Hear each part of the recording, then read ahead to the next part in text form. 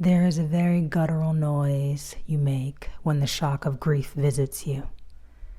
I made that sound very rarely after the accident, but when it came, it was the only thing that felt alive, like an anchor, pulling me down, but also allowing me to release.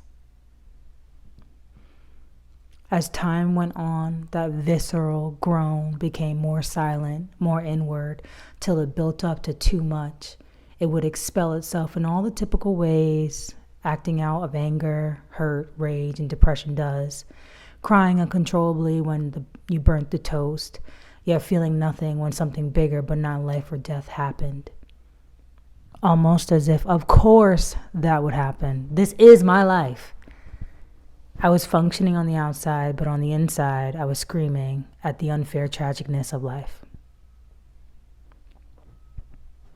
Several times I wanted out.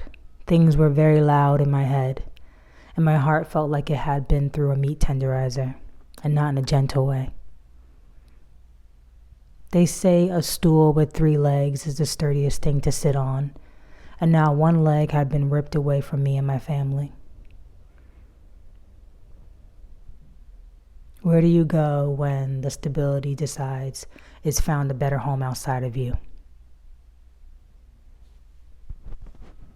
Somehow I made my way to meditation, and amongst the satiation beneath the downloads and epiphanies, I sat in silence for a year hoping that resurrection could be true.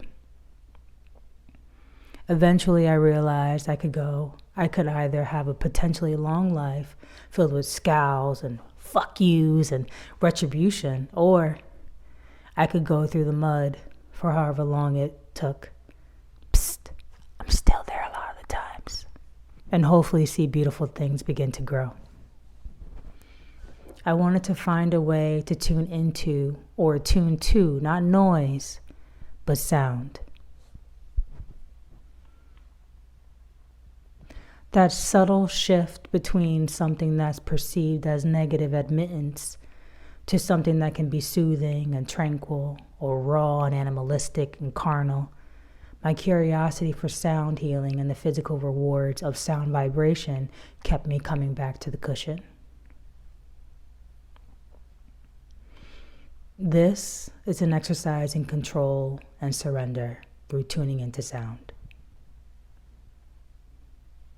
Noise is defined as a type of sound, especially one that is unpleasant or that causes disturbance, whereas sound is defined as vibrations that travel through the air or another medium and can be heard when they reach a person or animal's ears.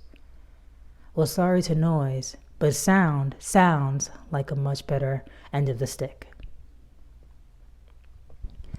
My life had been filled with all sorts of grating noises. A fire alarm at the inconvenient time of the day. Smacking after the honeymoon period of a relationship. A door slamming. But my life had also been filled with sound. Silence. Waves on any body of water. Birds chirping. Coffee brewing, rain falling, cool drinks being poured, flowers rustling in the breeze, a candle flickering night or day.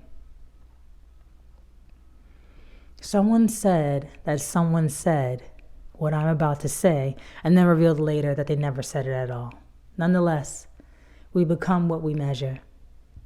I wanted to see if I honed in on more of the sound I like, if it would bring me back to homeostasis. Maybe even eventually a point of thriving. And while I haven't arrived at yas yet, I know it will come. Never consistently, but when it does, it will feel like the sight and sound of the first fall of snow in winter. All these white, cold, temporarily solid sprinkles filled with the presence of all colors, all possibilities, falling from a black sky void, absent of all color, to lightly graze my tongue and then dissolve. I don't have a pretty little bow to wrap things up with. Life isn't like that. But I do know that meditation has given me a lighthouse in my heart that will never go out. A place of refuge, restoration, and a home to come back to, remember the truths I hold for myself, and rewrite anything that needs changing. No matter how far I stray, I will see the light.